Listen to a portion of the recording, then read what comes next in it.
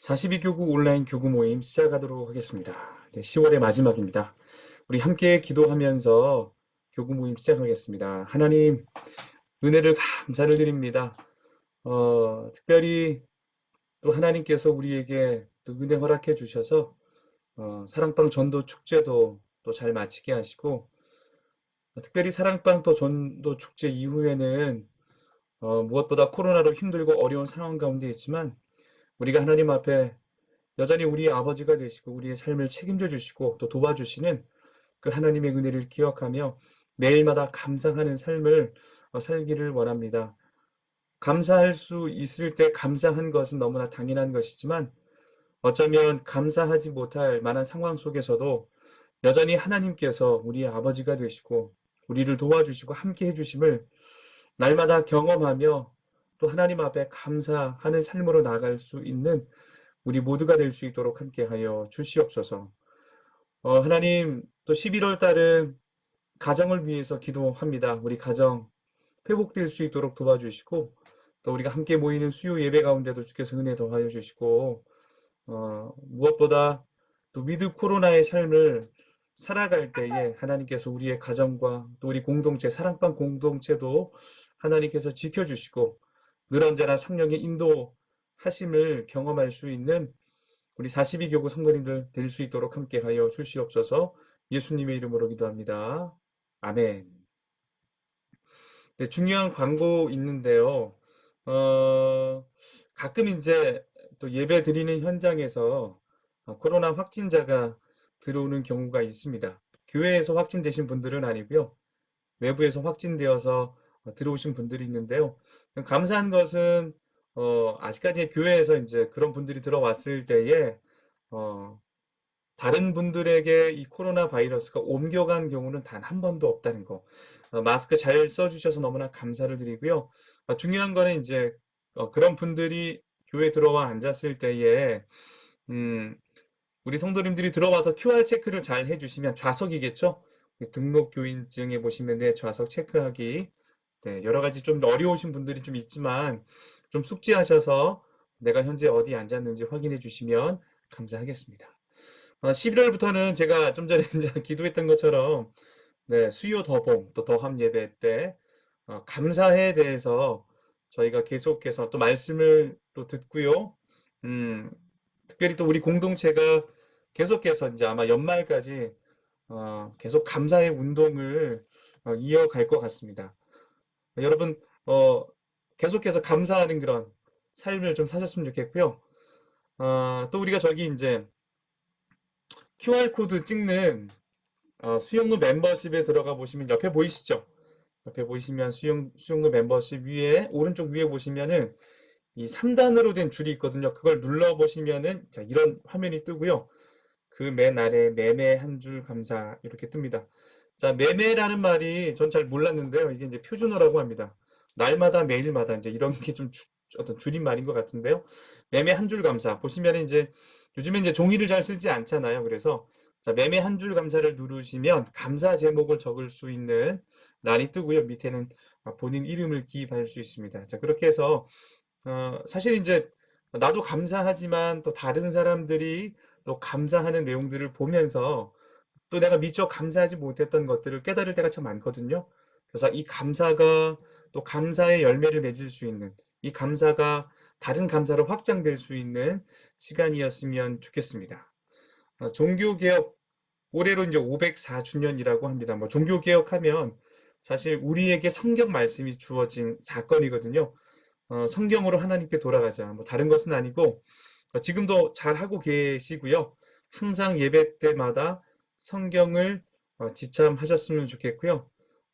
또 보시면 우리 목사님들이 이제 뭐 유튜브에서 창세기부터 이제 요한계시록까지 성경이 어떤 책인지, 창세기는 어떤 책인지, 요한계시록은 어떤 책인지 짧게 영상으로 만든 개론 영상이 있습니다. 또 보시면은 좋을 것 같습니다. 다음 주 금요일이고요. 우리 오프라인 목자 플러스가 있습니다. 지금은 이제 오늘도 온라인으로 드리는데 다음 주 11월 5일 날은 오프라인으로 목자 플러스가 있다는 거. 그러니까 교회로 오시면 된다는 거예요. 우리 임원들, 우리 마을 목자, 사랑 목자, 우리 예비 목자까지 포함해서 오셔서 또 함께 참석해 주시면 감사하겠습니다. 수요 더봄 더함 시즌 4고요. 감사. 네, 감사 주제인 거 한번 하셨으면 좋겠고요. 11월 감사의 달입니다. 네, 11월 1일부터 21일까지 우리 매매 감사.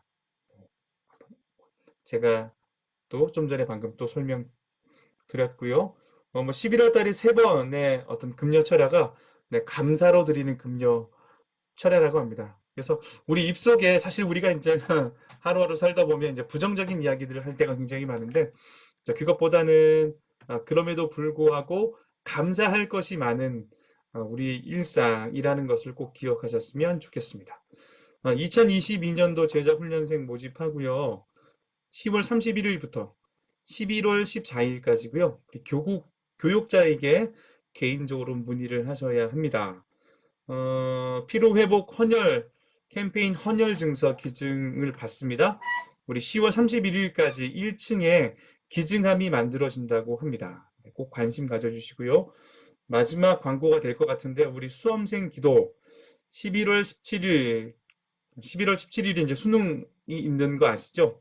그때 이제 오후 5시에서 6시 30분 지하 사랑홀에서 네, 수능 학부모 기도회가 있다고 합니다. 네, 관심 많이 가져주세요. 죄송합니다.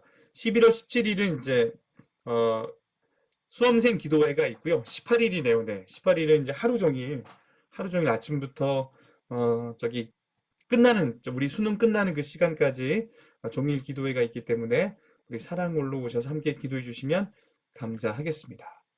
네, 이제 뭐 마지막 주제고요. 아마 올 한해 우리 영적 성장의 길 잘 따라와 주셔서 감사하고요. 우리 마지막 주제는 교회란 무엇인가 아마 3주 걸쳐서 함께 공부할 것 같습니다. 자, 먼저 1강이고요. 암송 구절은 에베소서 4장 3절에서 4절까지 말씀입니다. 같이 한번 이 말씀 여기 화면 보시면서 한번 읽어볼까요? 평안에 매는 줄로 성령이 하나 되게 하신 것을 힘써 지키라. 몸이 하나여 성령도 한 분이시니 이와 같이 너희가 부르심의 한 소망 안에서 부르심을 받았느니라. 에베소 말씀이 이제 교회론 말씀이죠. 교회가 무엇인지를 또 잘 설명하는 말씀인데요. 저희가 아마 이 3주간 볼 말씀이죠. 평안에 매는 줄로 성령이 하나 되게 하신 것을 힘써 지키라. 몸도 하나요. 성령도 한 분이시니 이와 같이 너희가 부르심의 한 소망 안에서 부르심을 받았느니라. 그렇죠. 네. 우리의 몸도 하나고 성령도 한 분이시지만 사실 뭐 저도 구원받은 또 하나님의 자녀고요. 이 강의를 듣고 계신 여러분들도 사실은 예수 그리스도를 통해서 하나님의 자녀가 된 사람들입니다. 그러나 하나님께서는 우리가 각자 객체로 떨어져 있는 어떤 그런 존재가 되기를 원하지 않고요. 오늘 말씀해 보시면은 평안에 매는 줄로 우리 눈에 보이지는 않지만 우리 각자가 성령께서 주시는 평안에 매는 줄로 연결되어서 그리스도의 존귀한 몸을 세워가는 그런 정말 성경적인 교회가 되기를 원하십니다. 이 강의를 통해서 우리의 교회가 어떠한 모습을 좀 가지고 있는지 또 우리는 또 어떤 성경 말씀에 입각해서 우리는 또 어떤 또 교회에 대한 또 생각을 가지고 있는지를 조금 더 구체적으로 하나님 말씀을 통해 확인하는 시간이었으면 좋겠습니다. 자, 우리 마음의 문을 열면 한번 볼 텐데요. 하나님은 우리에게 공동체라는 선물을 주셨습니다. 달리 말하면 우리는 태어나면서부터 어딘가에 소속되어지도록 지어졌습니다. 따라서 공동체에 대해 배우는 것은 매우 중요합니다. 자신이 속한 공동체를 모르고서는 자신을 바르게 이해할 수 없기 때문입니다. 안타깝게도 개인주의가 만연한 이 시대에는 공동체를 소중히 여기지 못하고 등한시하는 경우가 많습니다. 마더 테레사는 오늘날 우리가 직면한 가장 무서운 병은 고독이다라고 말했습니다. 그만큼 공동체가 주는 유익과 기쁨을 누리지 못한 채 외로이 살아가며 영적으로나 정서적으로 메말라가는 사람들이 많습니다. 이 강의를 들으시는 여러분들은 어떻습니까? 여러분들은 앞에 우리가 함께 나눴던, 지금 읽었던 이 글을 읽으시면서 얼마나 공동체의 소중함을 인식하고 있습니까? 이 시간 하나님이 교회 공동체를 주신 이유를 함께 살펴보려고 합니다. 이 과를 공부하며 함께 공동체에 담겨 있는 가치와 기쁨을 함께 누리시기를 바랍니다. 아멘. 우리 이제 마음의 눈을 열며 이제 글을 읽으시면 하나님께서 우리에게 주신 선물, 또 가장 귀한 선물, 여러 가지가 있겠지만 그 중에서 그 선물 중에 하나가 바로 공동체라고 이야기를 합니다. 사실 뭐 맞는 말이죠. 우리는 태어나면서 또 가정이라는 공동체에 소속되게 되고요.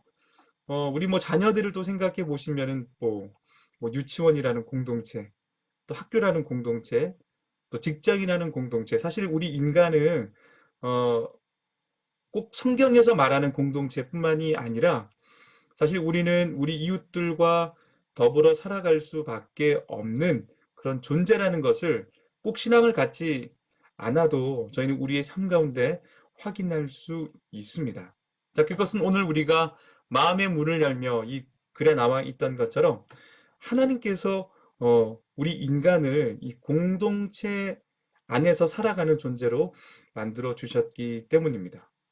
안타깝죠. 그런데 이제 이 현대 사회는 좀 어떻습니까? 뭐 저도 이제 어릴 때는 할머니와 어떻게 보면 대가족이었던 것 같아요.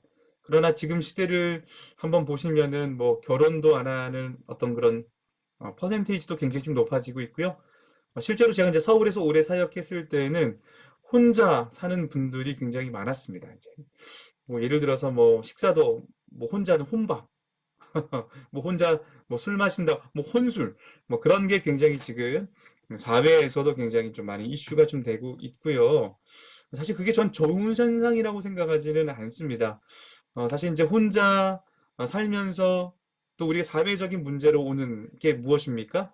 뭐 혼자 어떤 고독사라든지 어떤 이런 것들이 지금 큰 사회의 문제가 되고 있기 때문입니다.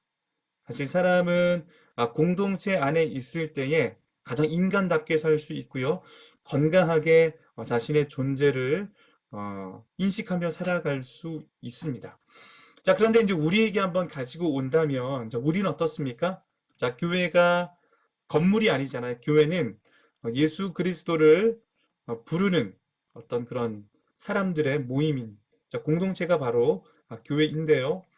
우리 또한 우리 공동체, 이 교회 공동체를 얼마나 소중하게 또 인식하고 있는지, 또 말씀을 통해서 하나님께서 공동체를 주신, 이 교회 공동체를 주신 이유가 무엇인지를 함께 한번 살펴보았으면 좋겠습니다. 3주간의 시간이 될 텐데요. 이 교회가 무엇인가 라는 이 과를 공부하면서 하나님께서 우리에게 주신 이 공동체가 왜 선물인지를 발견했으면 좋겠고요. 이 선물로 주신 이 공동체 안에서 하나님이 정말 우리에게 주시고자 하는 그 공동체의 가치와 또 그 안에서 삶을 살아갈 때 기쁨을 누리는 저와 여러분들이 되었으면 좋겠습니다. 마음의 문을 열면 이제 방금 제가 또 설명을 했지만 방금 이제 이 글에서는 하나님이 공동체를 선물로 주셨다고 이야기하고 있는데요. 여러분들은 이 공동체, 이 교회 공동체가 하나님께서 나에게 주신 선물이라고 생각해 보신 적이 있습니까? 생각해 본 적. 제가 이제 목회를 하면서 이제 성도님들을 만나보면서 공동체를 굉장히 갈망하는 분들도 만나지만 참 안타까운 것은 교회에 왔음에도 불구하고 또 하나님께서 우리 모두를 각자 개인으로 부르셨을 뿐만 아니라 함께 공동체를 이루어 살아가라고 또 교회를 우리에게 주셨다고 말씀하고 있는데 교회 공동체에 소속되기 싫어하시는 분들이 굉장히 많아요. 뭐 예를 들면 저는 그냥 주일 예배만 드리고 저는 가겠습니다. 사랑방은 저는 저하고 좀 맞지 않고요. 저는 그냥 저 혼자 그냥 하나님과 1대1 관계를 맺으면서 저는 그렇게 신앙생활 하겠습니다. 사실 이런 분들 굉장히 좀 많이 만나거든요. 제가 만약에 이제 그런 분들과 조금 더 인격적인 어떤 관계를 맺고 있었다면 제가 조금 더 이제 성경 말씀들을 풀어내면서 공동체가 왜 중요한지 같이 좀 나눴을 것 같아요. 자, 그런데 이제 그런 분들을 이렇게 이제 인격적인 관계가 맺어지지 않은 그런 상황 가운데서 만나면 사실은 좀 기회가 된다면 제가 그런 부분들을 성경 말씀들을 피력하기는 하지만 그러지 못할 때가 많았던 적도 참 많았던 것 같아요. 자, 그때마다 오는 제 감정은 참 안타깝죠, 안타깝죠. 왜 이렇게 고독하게 신앙생활을 하려고 하나? 하나님은 어, 우리 각자를 객체로 놓지 않고 물론 우리의 구원은 개인적인 구원이지만 하나님은 이 개인적으로 구원받은 그 하나님의 사람들을 모이게 하셔서 같이 공동체를 이루면서 서로 정말 예수 그리스도를 닮아가는 소중한 또 서로 그 안에서 성장할 수 있고 또 인격적으로 성숙할 수 있는 기회를 주셨는데 그 어떤 가치와 이 공동체가 어떤 것인지를 모른 채 그저 혼자 신앙생활 하시는 분들 보면 참 안타깝다는 생각을 참 많이 했습니다. 제가 뭐 두서없이 이렇게 막 나누고 있는데 어떠세요? 지금 이 강의를 들으시는 여러분들은 정말 공동체, 함께 모여 살아가는 것, 자, 그것이 선물이라고 생각하십니까? 혹은 생각해 보신 적이 있습니까? 또 그저 또 사랑방을 출석하고 있는 분들이 있다면 한번 이 공동체에 대해서 한번 좀 생각해 봤으면 좋겠고요. 물론 공동체가 부정적인 어떤 그런 면도 좀 있기도 합니다. 항상 좋은 일만 있지는 않지만 그러나 우리 또 가정도 마찬가지겠죠. 또 그러나 그 안에서 우리가 어떤 역할을 좀 해야 되는지 또 우리가 그 안에서 또 어떻게 성장해야 되는지 함께 고민해 봤으면 좋겠습니다. 우리 말씀의 씨를 한번 뿌려봤으면 좋겠는데요. 자, 1번 문제입니다. 우리는 공동체 가운데 존재하도록 지어졌습니다. 다음 성경 구절에서 나타난 공동체의 모습을 살펴봅시다. 창세기 2장 1절 말씀을 한번 읽어볼까요? 자, 이건 또 제가 이제 결혼하는 우리 청년들이 또 저에게 또 찾아오면 제가 또 항상 또 함께 주는 말씀인데요. 창세기 2장 1절 말씀 같이 한번 읽어볼게요. 시작. 여호와 하나님이 이르시되 사람이 혼자 사는 것이 좋지 아니하니 내가 그를 위하여 돕는 배필을 지으리라 하시니라. 창세기 2장 1절은 뭐 우리 성도님들도 아마 기독교 예배로 드리는 결혼식에 한번 가보셨다면 뭐 한 번쯤은 들어봤을 법한 말씀이라고 생각을 합니다. 하나님이 뭐라고 말씀하시죠? 2장 1절에 보시면 하나님께서 사람이 혼자 사는 것이 좋지 않다. 내가 그를 위하여 돕는 배필을 지으리라 하시니라. 자, 하나님께서 창세기 2장 1절에 뭐라고 말씀하세요? 사람이 혼자 사는 것이 좋지 않다. 내가 그를 위하여 돕는 배필을 지어서 주겠다. 자, 이렇게 말씀하시죠. 어떤 말씀의 배경인가요? 처음에는 아담이 먼저 음, 하나님께서 하나님의 형상으로 닮은 사람으로 지어 주십니다. 자, 2장의 나중에 한번 배경을 보시면은 하나님이 만든 모든 이 창조 세계를 보시면 다 짝이 있어요. 이 짝이라는 것은 암수가 한 쌍으로 존재합니다. 근데 누구만 존재하지 않는 거예요? 네. 이 인간만. 아담은 남자잖아요. 유일하게 이 아담만 함께 할 수 있는 공동체가 없었던 겁니다. 근데 저는 이게 하나님이 굉장히 좀 의도성이 있는 그런 말씀이라고 생각을 합니다. 자, 왜냐하면 여러분 창세기 1장에서 하나님께서 천지를 창조하시고 좋았더라, 좋았더라, 좋았더라, 다 좋았다고 얘기했는데 창세기 2장에 딱 보시면은 물론 사람을 만드시고 좋았어요. 자, 그런데 딱 보니까 혼자 사는 것이 좋지 않았다. 처음으로 좋지 않았다는 하나님의 표현이 등장합니다. 자, 그러면서 그 좋지 않은 것을 좋게 만드시기 위해서 하나님께서 선택하신 것이 무엇입니까? 아담을 위하여 돕는 배필을 짓겠다.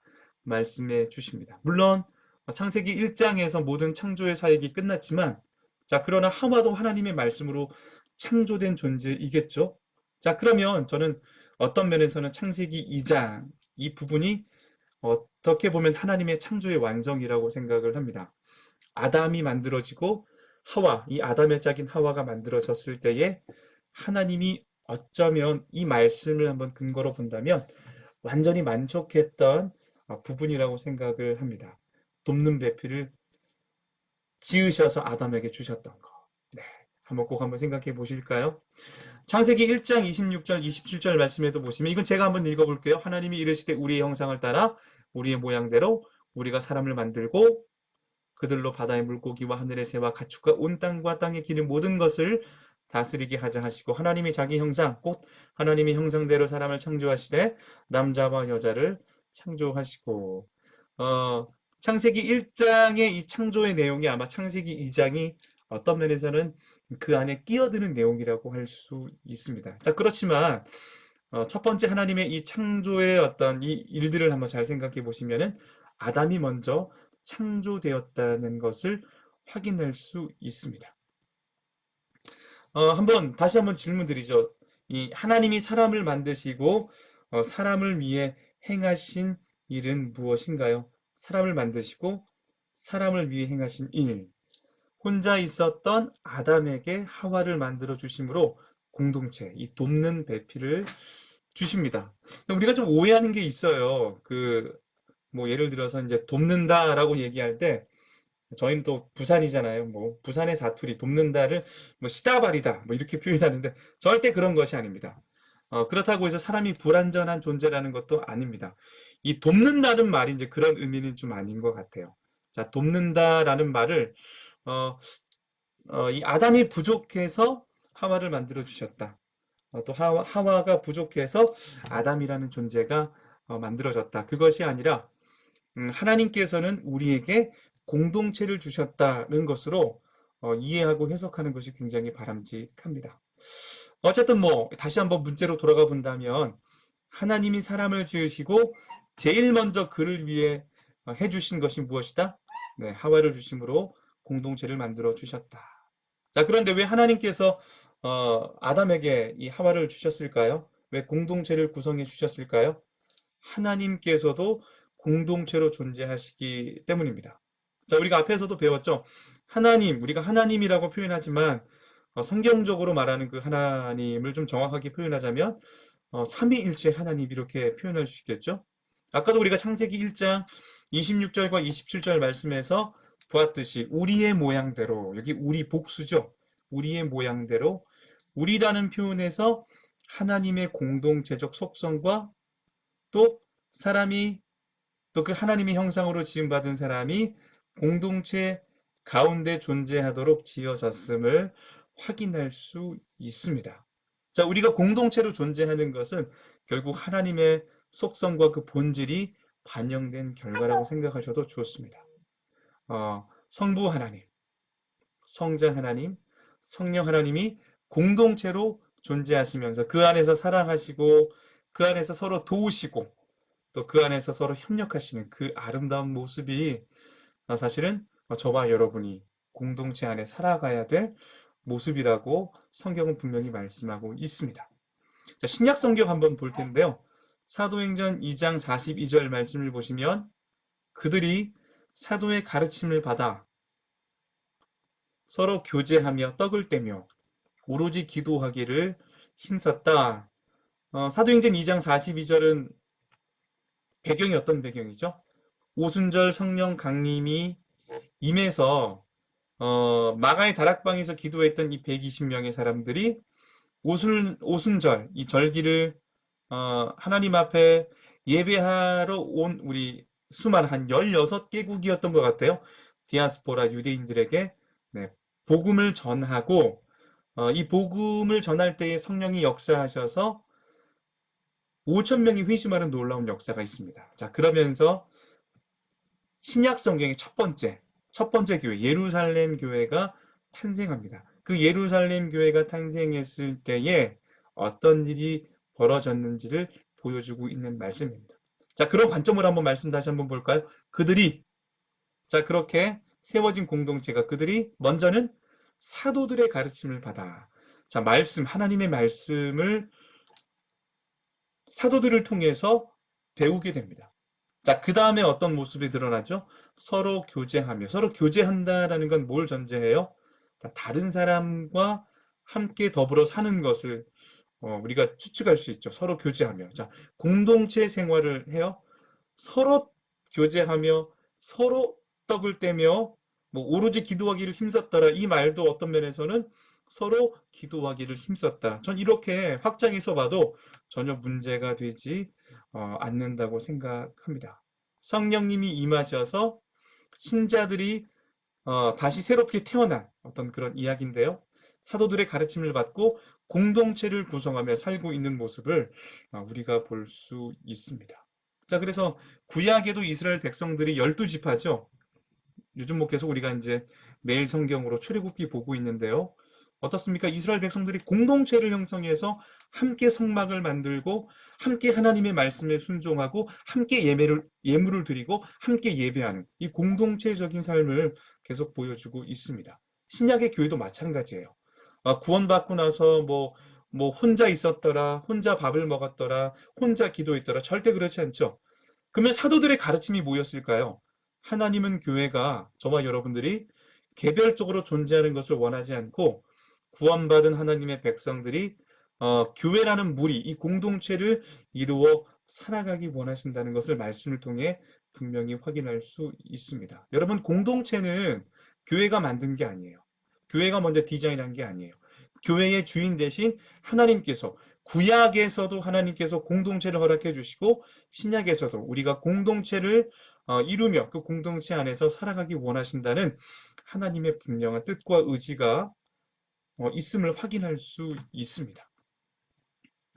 자, 볼까요? 위의 말씀. 우리가 이제 아까 창세기 말씀, 이 사도행전 말씀을 여러분은 이 말씀 보시면서 어떻게 정리할 수 있겠습니까?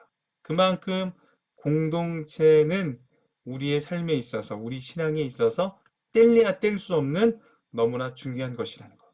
꼭 기억하셨으면 좋겠습니다.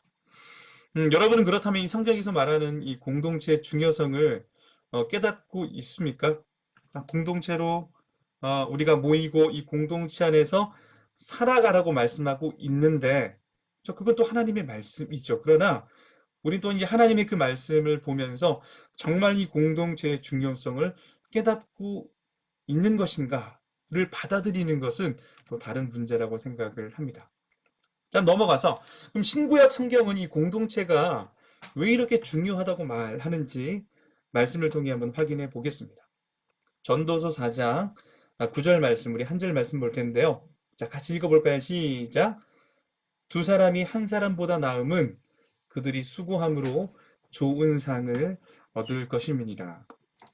사실 이제 공동체에 관련된 말씀이 굉장히 많지만 특별히 이제 이 전도서 4장 9절은 이 공동체에 대해서 이렇게 이야기합니다. 두 사람이 한 사람보다 나음은 그들이 수고함으로 좋은 상을 얻을 수 있기 때문입니다.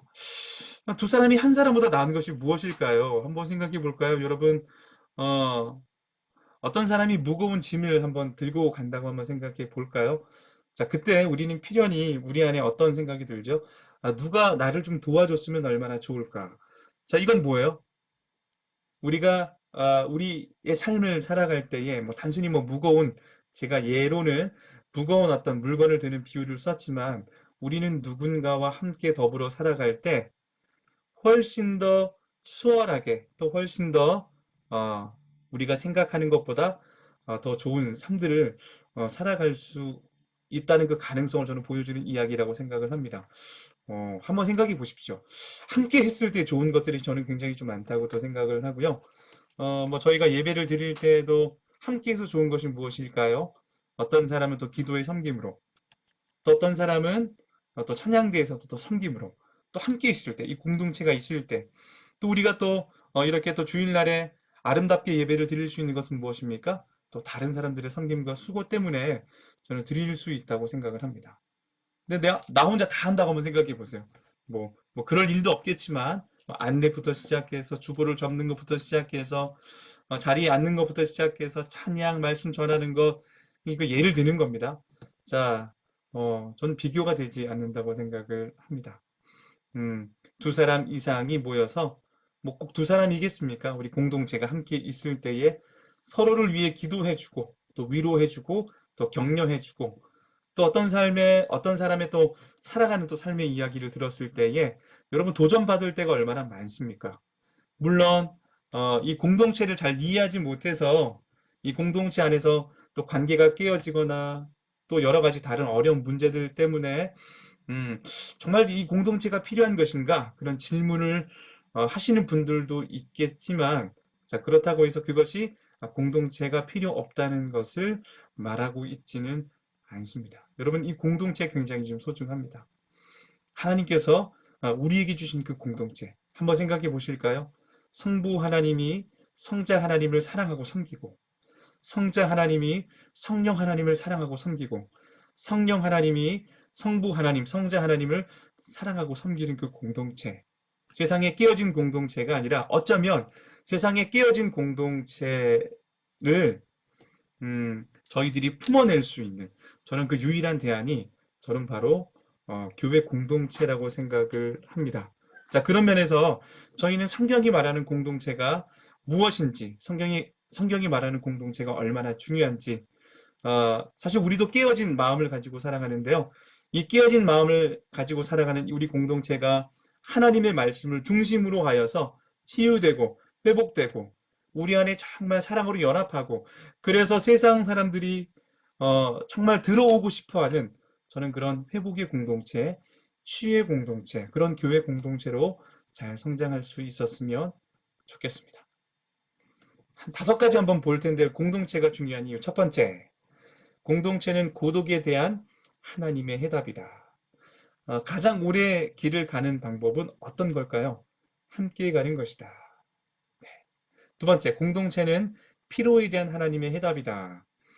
원 플러스 원은 그 이상이다. 하나님의 눈송이는 무력하나, 하나의 눈송이죠. 하나의 눈송이는 무력하나 많은 눈송이가 뭉치면 교통도 마비할 수 있다.